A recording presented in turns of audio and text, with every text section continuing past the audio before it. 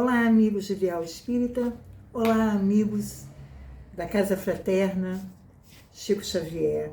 É com enorme alegria que estamos aqui nesse espaço virtual dessa casa de luz, dessa casa de amor, para falarmos a respeito do capítulo 17 do Evangelho segundo o Espiritismo, Sede Perfeitos, onde a gente vai encontrar os itens caracteres da perfeição, o homem de bem, os bons espíritas, a parábola do semeador, a instrução na parte da instrução dos espíritos, o dever, a virtude, superiores e inferiores, um homem no mundo e cuidar do corpo e do espírito.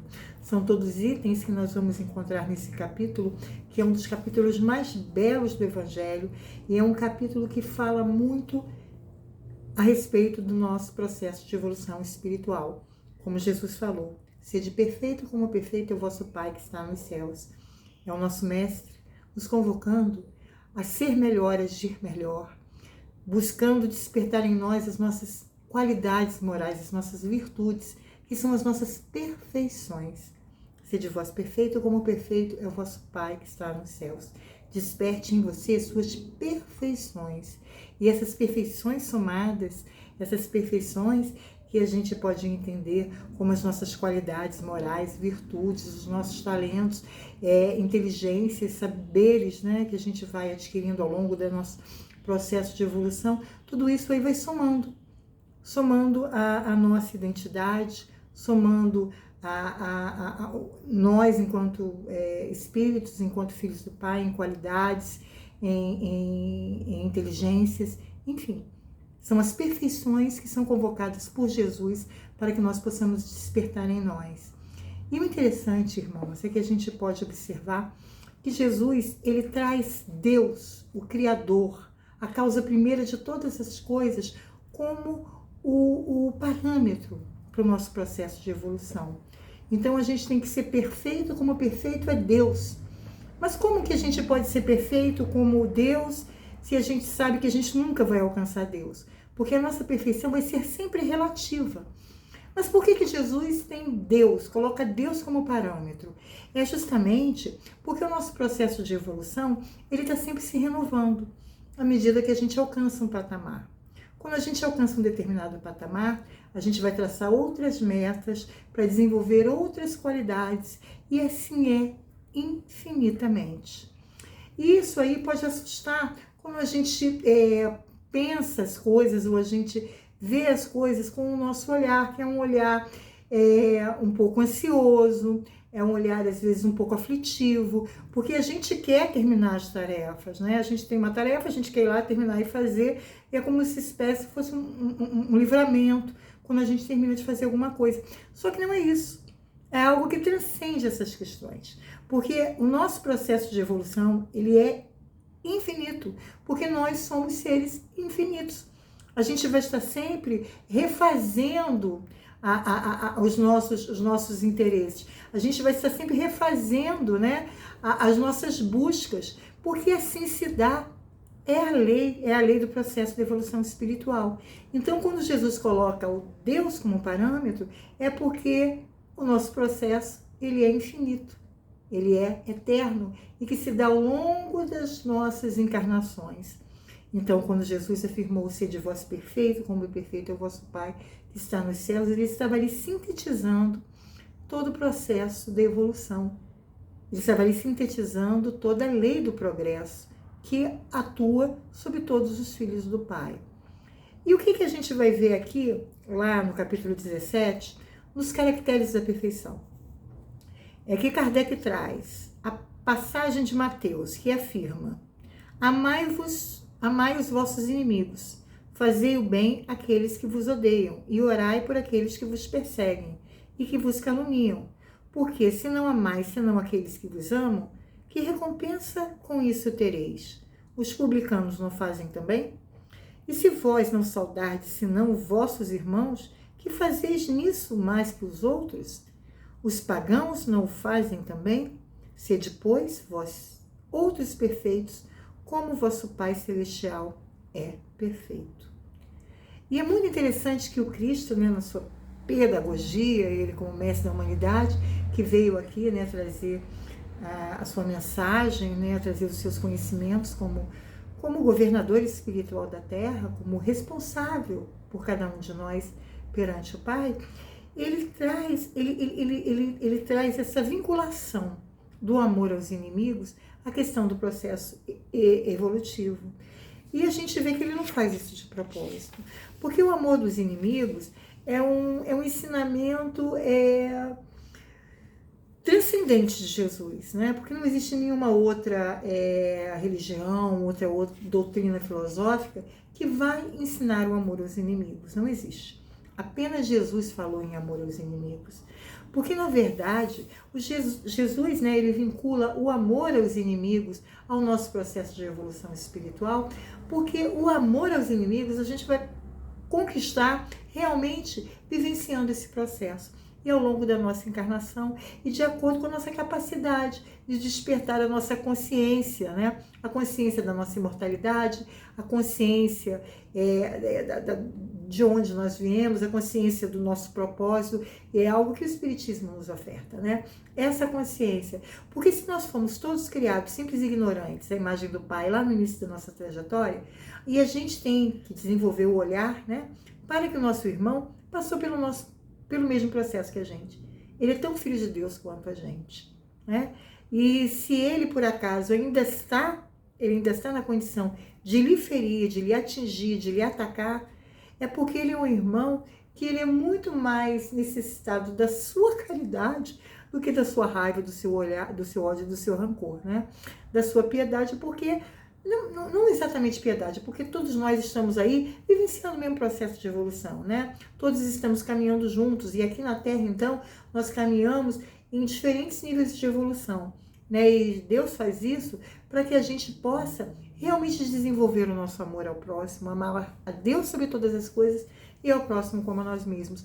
E a gente faz esse processo justamente nos relacionando com aqueles irmãos que estão à nossa frente e que estão na nossa retaguarda. De que forma? A gente aprende com aqueles que estão na nossa frente. A gente abre a codificação e quando a gente abre o livro da codificação, a gente vê aqueles ensinamentos maravilhosos daqueles espíritos que já viveram experiências parecidas com as que nós vivemos aqui na Terra, e eles nos trazendo aconselhamentos, nos afirmando não vão por esse lado, não vão por aquele lado, justamente para nos auxiliar, nos amparar. Então eles são irmãos que estão à nossa frente, que estão em condições melhores que a nossa, já despertaram mais perfeições que a gente, estão à nossa frente, por isso eles nos aconselham. Então a gente aprende com eles, mas aprende com eles por quê? Porque a gente tem que colocar em prática aquilo que a gente aprendeu quando o irmão que está na nossa retaguarda nos reclama. Aquele irmão que nos ofende, aquele irmão que nos magoa, aquele irmão que nos faz mal. E é justamente quando a gente desenvolve esse olhar crístico, quando a gente consegue desenvolver esse olhar amoroso, quando a gente consegue desenvolver esse entendimento profundo da palavra do Cristo, a gente vai saber que estamos aqui todos juntos. Não importa se eu andei um pouquinho mais, se eu andei um pouquinho menos, somos todos irmãos, estamos indo para o mesmo lugar, estamos vivenciando o mesmo processo de evolução. Então, quando a gente consegue despertar esse olhar, quando a gente consegue transcender essas coisas, esses personalismos, mas ele me magoou, ele me feriu, ele me machucou, ele fez isso de ruim para mim, e quando a gente consegue um olhar piedoso com aquele irmão que está ainda, né, vibrando, ainda está ainda nessa condição de atuar no mal, de agir no mal, na mágoa, no ódio, na raiva, o nosso olhar tem que ser um olhar realmente amoroso e piedoso, não piedoso para humilhar, mas a piedade mesmo, né, aquela piedade amorosa, que a gente olha com entendimento aquele irmão que está, no momento em que está, vivenciando as experiências que vive. Então é esse olhar que a gente tem. Agora a gente vai fazer aqui uma provocação para todos vocês que estão nos ouvindo aqui com relação à questão do inimigo. Amar o vosso inimigo. Quem é o meu inimigo? Quem é o teu inimigo? Meu maior inimigo são as minhas imperfeições. Meu maior inimigo é meu egoísmo, meu orgulho, minha raiva, minha impaciência. Esse é o meu maior inimigo, Porque é esse inimigo que eu tenho que dar conta. Porque aquele irmão que me fere, ele viverá. Ele passará por experiências, ele terá vivências, ele vai se corrigir, porque assim é a lei. A lei faz com que, a lei de Deus, né, faz com que todos nós caminhemos para o amor. Então, cedo ou tarde, ele vai viver experiências que vão fazer com que ele se corrija, que ele retorne ao rumo certo. Mas aquilo que o irmão faz, aquilo que ele provoca, isso não é da minha conta. Eu não vou acertar contas com Deus com os atos do outro. Mas aquele inimigo que mora em mim, que me faz agir em nome dele, quando eu tenho um ato de raiva, quando eu traço planos de vingança, quando eu desenvolvo sentimentos de ódio, de inveja, de rancor, o meu egoísmo, que me faz acreditar que eu sou melhor do que os outros, ou que eu não posso viver experiências dolorosas, mas os outros podem, tudo isso daí, isso aí é meu inimigo.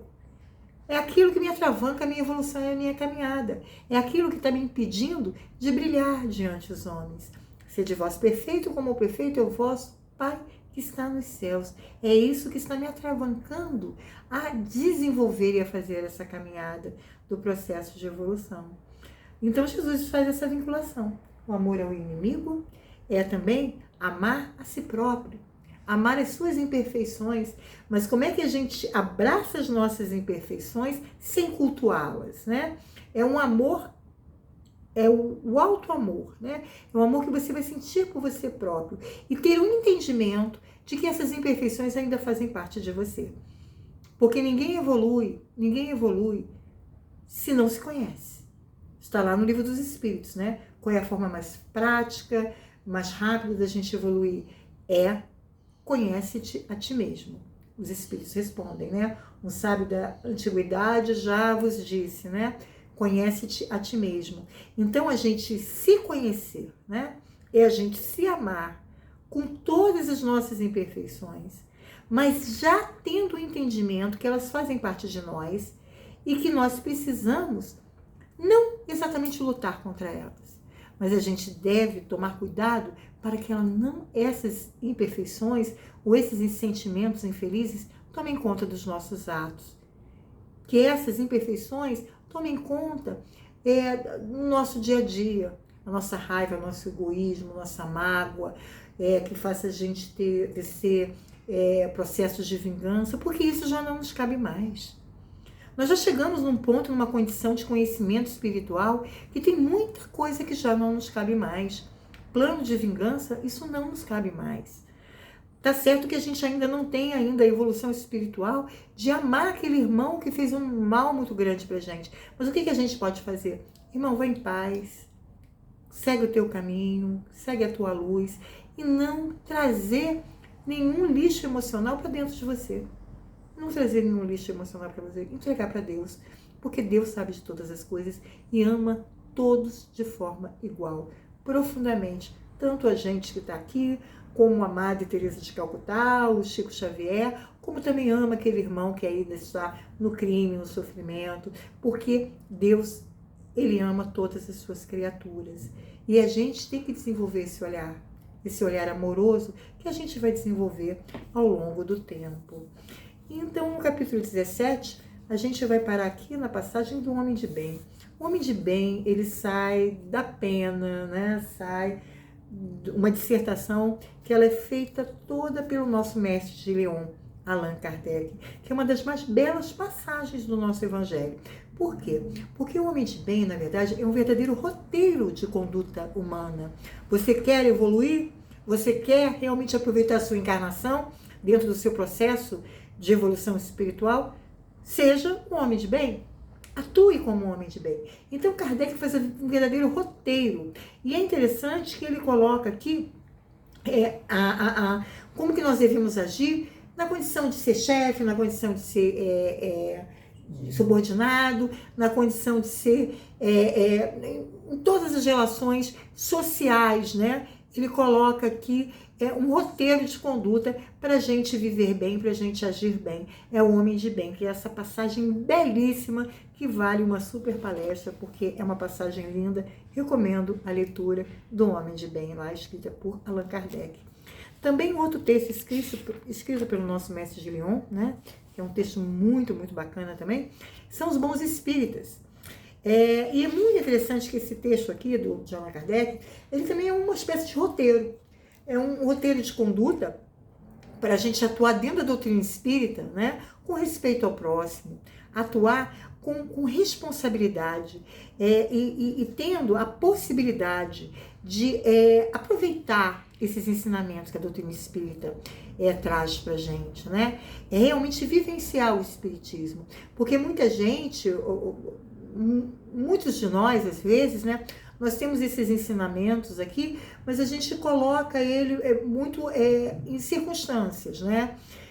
A gente não aproveita realmente aquilo que a doutrina espírita nos oferta, em termos de aconselhamento, em termos de inteligência, em termos de sabedoria. Então, Kardec, ele traz, né, esse texto aqui como um roteiro de conduta para a gente aprender a ser espírita e aproveitar aquilo que o Espiritismo nos oferta. E isso aqui a gente identifica aqui nessa primeira frase dele, que ele fala que o Espiritismo bem compreendido, mas sobretudo bem sentido, conduz forçosamente os resultados acima, que caracterizam o verdadeiro espírita como o verdadeiro cristão. Então, a proposta de Kardec para todos nós não é bem entender, mas também bem sentir. Sentir aquele sentimento da inteligência, né? Aquele sentir inteligente que a gente tem dentro de nós. É quando aquele conhecimento espírita, ele não é apenas entendido, mas é quando ele é realmente profundamente entendido, profundamente entendido, mas da seguinte forma, quando esse ensinamento espírita, ele faz sentido para dentro do nosso mundo íntimo. Isso faz sentido. Eu sei que se eu agir assim, eu vou ser melhor. Eu sei que se eu agir assim, eu vou ser mais feliz. Eu sei que se eu agir assim, eu vou realmente colher mais frutos da encarnação que eu tô. Então, é essa postura que a gente tem que ter se a gente realmente quer evoluir. Então, aqui estamos aí com, né, duas grandes passagens do mestre Allan Kardec, né, que fazem com que a gente realmente tenha estímulo para caminhar dentro da vida e também dentro do movimento espírita. Porque a vida, meus irmãos, a encarnação na Terra, ela não é um vale de diversões, não é um parque de diversões, né? A gente não está aqui para comer doce de leite, a gente não está aqui para se divertir, mas também não é um vale de lágrimas. Não é um vale de lágrimas, né? Muitas vezes a gente acha que isso é uma encarnação sofrida, sim. Nós temos nossos altos e baixos. E nós temos esses altos e baixos porque isso aí é reflexo do que nós somos. Nós somos meio sombra e meio luz. Meio sombra e meio luz. E à medida que a luz vai tomando conta da gente, isso também vai se refletir ao nosso redor. Mais vida, mais alegria nós vamos ter. Né? Então, não é à toa que nós vivemos o que vivemos, não é à toa que nós estamos vivendo as experiências que precisamos viver e que estamos vivendo nesse momento. Isso tem um propósito, e esse propósito, irmãos, pode contar, pode confiar que existe aí todo um planejamento da vida espiritual, temos aí os acompanhamentos dos nossos benfeitores espirituais amorosos, que às vezes nos salvam de viver situações que a gente não tem nem ideia do que eles fazem por nós. Então é a gente ter a compreensão de que estamos onde precisamos estar e precisamos sim sempre agradecer a Deus. Lembrando Joana de Ângeles que fala a respeito da prece de agradecer a Deus em oração, orar a Deus em agradecimento por todo bem que nos chegou. Agradecer, Pai, obrigada por todo bem que me chegou, por essa graça, por essa vitória. Obrigada, Deus.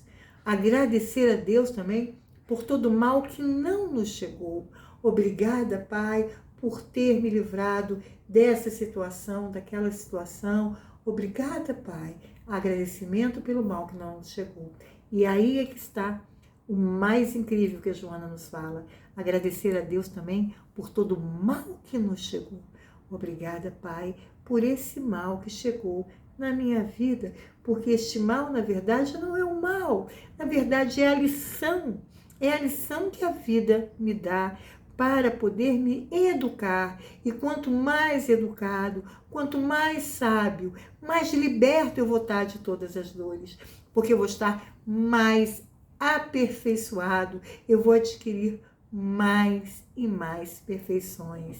Sede vós perfeito como perfeito é o vosso Pai que está nos céus. E se Jesus nos convocou a agir desse jeito, se Jesus nos convocou a realmente despertar as nossas perfeições morais que estão em nós, é porque Ele sabe que a gente pode.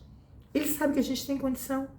Então é por aí, entendeu? Que a gente tem que ter um entendimento, é transcender. Paulo fala, Paulo de Tarso, em carta aos Coríntios, ele fala que não vos conformeis com as coisas desse mundo, transformai-vos pela renovação do vosso entendimento. A gente precisa renovar o nosso olhar, renovar o nosso entendimento, renovar a nossa compreensão, transcender essas questões materiais, no entendimento de que somos espíritos vivendo uma experiência material. Muitas vezes as pessoas falam, eu tive uma experiência espiritual. Não, você é um espírito tendo uma experiência material. E a gente está nesse momento vivendo essa experiência material aqui, dentro da família que estamos, dentro da condição financeira, na profissão, atuando dentro daquilo, né, que Deus nos colocou. E o que é o ensinamento de Jesus, o que é a convocação de Jesus, para que brilhe nossa luz diante dos homens. Para brilhar a nossa luz, é importante que a gente oferte para o mundo, para todo mundo que está ao nosso redor, o que temos de melhor.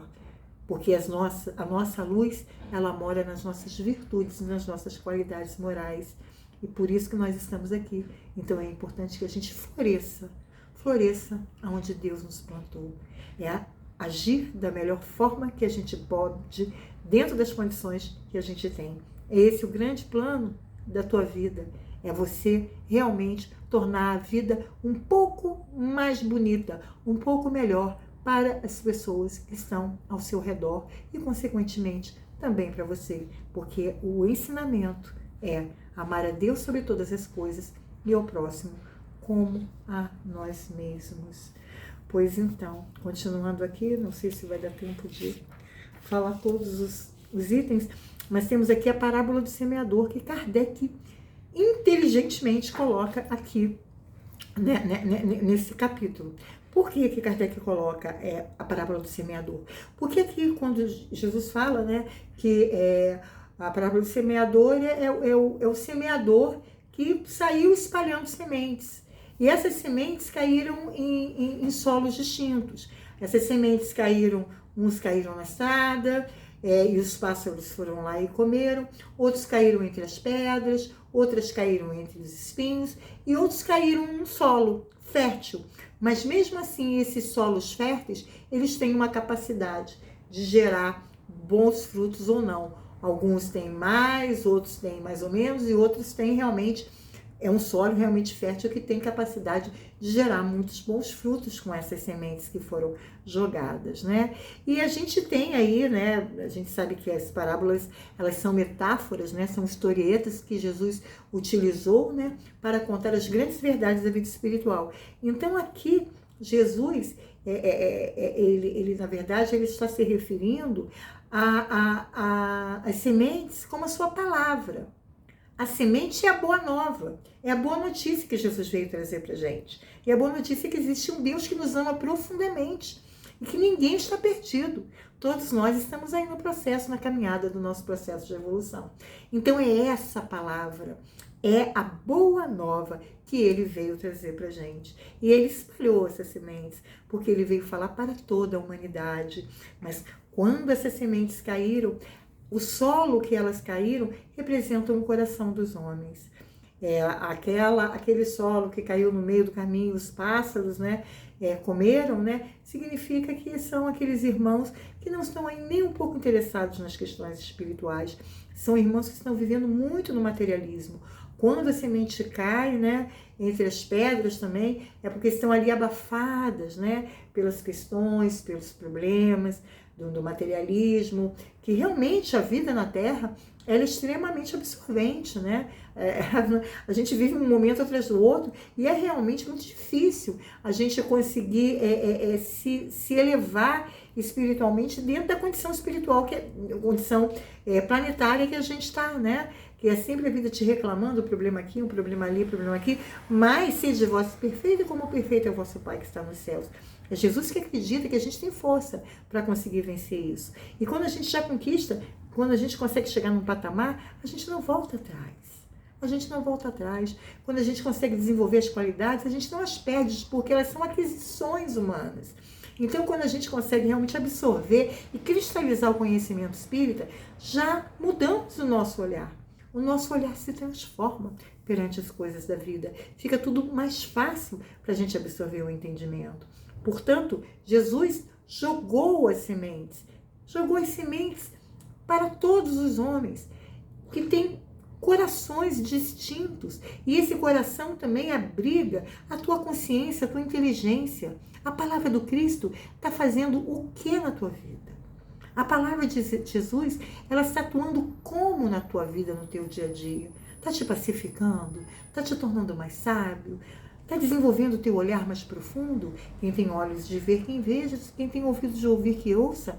É Jesus jogando as suas sementes. Jesus jogando os seus ensinamentos e falando, né? Sede vós perfeito. Aperfeiçoem-se ao longo do processo de evolução espiritual, ao longo das encarnações, ora aqui, ora lá, vivendo experiências distintas com pessoas sempre novas, né? Para a gente ampliar, né? O nosso cordão, né? O nosso campo amoroso, o nosso campo sentimental, sempre trazendo pessoas, né? Para a gente se relacionar. Então, Kardec, ele traz aqui a parábola do semeador justamente dentro deste processo de evolução espiritual para afirmar que estamos aqui vivenciando experiências ao lado de pessoas que possuem diferentes níveis de evolução espiritual. Então, estamos aqui realmente vivendo, aprendendo com aqueles irmãos que estão à nossa frente e também mostrando que nós aprendemos, né? Atuando com essa morosidade, com essa caridade que nos foi ensinada por esses nossos irmãos maiores, com aqueles irmãos que estão na nossa retaguarda. Aí a gente chega aqui nessa passagem aqui da instrução dos espíritos, né? Que tem o dever e a virtude, né? São duas qualidades morais. O dever é uma mensagem de Lázaro, que foi dada em Paris em 1863, e a virtude também em 1863, por Françoise, Nicolai e Madeleine. São 3 espíritos que se comunicaram lá na Sociedade Parisiense, na época de Kardec, né, nas sessões mediúnicas de Kardec. Aí nós chegamos aqui na parte também dos superiores e os inferiores, que também é desse trio, François, Nicolai e Madeleine, né, que são esses 3 espíritos, e que eles vão trazer uma reflexão muito importante na questão, do nosso, da posição que nós estamos ocupando aqui na Terra. Podemos ocupar posições de relevância, como também podemos ocupar posições inferiores, seja financeiramente, seja dentro do nosso trabalho, seja intelectualmente, seja espiritualmente. E, na verdade, a reencarnação, ela coloca tudo isso abaixo. Ela coloca todas essas questões materiais abaixo, que hoje nós estamos ocupando uma posição de destaque, mas isso é impermanente. Isso daí é impermanente, isso daí não é algo que realmente nos pertence. Nós estamos, nós não somos. O que nós somos está aqui, ó, guardado dentro de nós. O que nós somos é a soma das nossas perfeições, das nossas qualidades morais. Todos esses cargos aí, eles são temporários. Então, muita gente aí se revolta, né, com a condição inferior, tem ódio, tem raiva, por que eu sou assim? Isso daí, essa revolta, ela é infundada, justamente que somos espíritos imortais. E quando a gente tem a consciência da imortalidade, tudo isso se perde. A consciência da imortalidade faz tudo isso se perder. E quando a gente também está só numa condição superior, a gente se acha superior aos demais, que é uma posição muito perigosa, né? Que é a prova da riqueza, né? Por que os espíritos falam, é uma condição perigosa? Justamente por isso. Porque você, às vezes, vai desenvolver um orgulho e desenvolver um sentido de superioridade que ele é inexistente, porque você é um filho de Deus, somos todos iguais, criados à imagem e semelhança do Pai, e todos no caminho do amor, porque o amor é o caminho. Fora do amor, nós não existimos, nós não somos, porque todo o universo, né, é regrado pela lei do amor, que é a mãe de todas as leis. Todas as leis, elas realmente se direcionam para a lei do amor. E é isso que a gente está aqui. Porque a gente pensa, nós encarnamos para desenvolver intelectualidade, conhecimento, sim. Isso tudo é um bojo. Mas o principal é o amor. Porque a gente encarna para aprender a amar. E tudo que acontece na sua vida, tudo te direciona para esse caminho, para o desenvolvimento do amor. Mesmo que a gente não tenha um entendimento nesse momento, mas saiba que existe aí todo um trabalho da espiritualidade para que isso se dê. Aí tem a passagem que é muito bonita também, que foi escrita pelo Espírito Protetor, Bordels, 1863, que fala a respeito do homem no mundo, né? Como é que o homem, né, pode atuar no mundo, como ele pode agir no mundo. E é importante, né, que a gente siga Jesus, né? A gente siga os ensinamentos de Jesus, porque Jesus nos deixou realmente o roteiro de conduta para que a gente viva e aproveite a encarnação aqui na Terra. Que a gente siga ali a passagem do Homem de Bem, que foi escrita por Allan Kardec. Então, o homem no mundo, a gente tem que agir no mundo sem ser do mundo. E isso aí é um grande desafio, porque o mundo nos absorve, o mundo nos consome, mas a proposta do Espiritismo é que a gente transcenda esse mundo, que a gente viva nele, que a gente atue nele, que a gente tenha o nosso dever perante os nossos semelhantes, que a gente faça tudo certinho aqui, mas que a gente desenvolva, além, né, desse processo, um olhar profundo, porque tudo isso daí é caminho para que se dê, né, aquilo que precisa se dar para o nosso processo de evolução espiritual. Então a gente tem que agir no mundo o quê? Buscando exercitar, né, todas essas qualidades, porque essas qualidades, essas virtudes, essas perfeições, elas necessitam ser exercitadas para serem adquiridas. E quando adquiridas, elas jamais se perderão de nós. Elas são nosso patrimônio espiritual. Elas fazem a nossa construção, né, enquanto indivíduos, enquanto seres filhos do Pai. Então, quando a gente adquire, acabou. Quando você adquire uma qualidade moral, ela é tua. Se eu era bonzinho e fiquei mal, eu era caridoso e agora não sou mais, porque você nunca teve. Você realmente nunca adquiriu a qualidade da caridade ou a qualidade da generosidade. Foram coisas que não foram adquiridas, porque quando você adquire, você não perde mais. Você não perde mais. Então, o Homem no Mundo fala a respeito dessas relações humanas que vão fazer com que a gente exercite o desenvolvimento da nossa tolerância, do nosso perdão, do nosso olhar lúcido a respeito da vida, a respeito das coisas. Porque não pensem, irmãos, somos espíritas,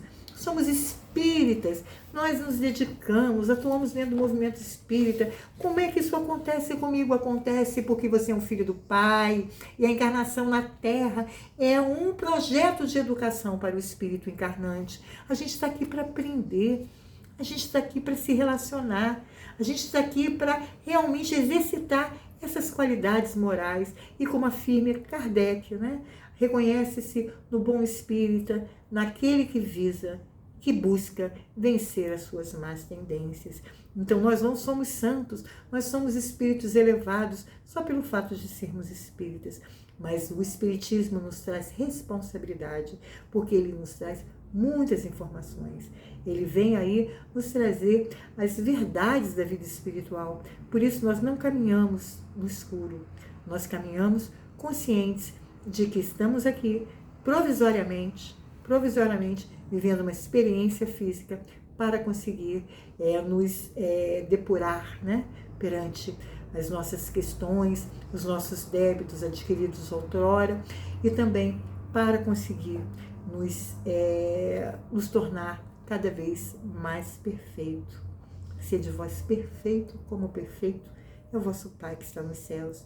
É Jesus nos convocando, Jesus nos afirmando, sejam melhor, hajam melhor e creiam, porque a fé é uma perfeição moral. Porque quando Jesus Cristo convocou os discípulos para subir no barco, para atravessar de uma margem à outra do lago de Genezaré, que também era o mar da Galileia, o lago de Genezaré e o mar da Galileia são os mesmos, né? Porque era um lago tão volumoso que eles chamavam de mar. Mas Jesus convocou todos os apóstolos a subirem no barco. E todos os apóstolos seguiram Jesus. Subiram no barco para atravessar para o outro lado da margem, né? Aí, quando chegou no meio do trajeto, Jesus foi meditar, foi descansar, foi dormir. Foi quando o barco foi atingido por uma tempestade. Eram ondas, eram ventos que jogavam o barco de um lado para o outro. Haviam raios também. E os apóstolos se apavoraram, os apóstolos se desesperaram. E quando viram Jesus, Jesus estava meditando. Parecia que não estava ali. E eles começaram a acordar. Jesus, Jesus, acorde, acorde, por favor. Não vê que há uma tempestade e nós perecemos? E Jesus olhou para eles, acordou, né? Olhou para eles, se levantou e disse: ó homens de pouca fé, eu estou aqui. Acalmou os ventos, acalmou a tempestade e retornou para os apóstolos e afirmou: eu estou aqui. E essa passagem, ela também tem que servir para a gente. Porque nos momentos de tempestade, nos momentos de desespero, no momento quando a gente acha que não haverá mais nenhuma saída, a gente lembra da tempestade, de Jesus acalmando os mares, acalmando o céu, acalmando o vento e afirmando: eu estou aqui. Que dor, meu irmão, você passa na sua vida? Que você não pode contar com Jesus? Jesus está contigo, está comigo. Jesus está com todos nós. E Ele aguarda cada um de nós no fim dessa estrada. E nunca desiste de nós, porque Ele sabe de todas as nossas potencialidades. Ele não vê aquilo que somos hoje, mas Ele vê os anjos que seremos amanhã. Sede vós perfeito, como perfeito é o vosso Pai que está nos céus. E é isso aí, gente. Muito obrigada e tenham aí um bom domingo a todos, tá? Bom dia.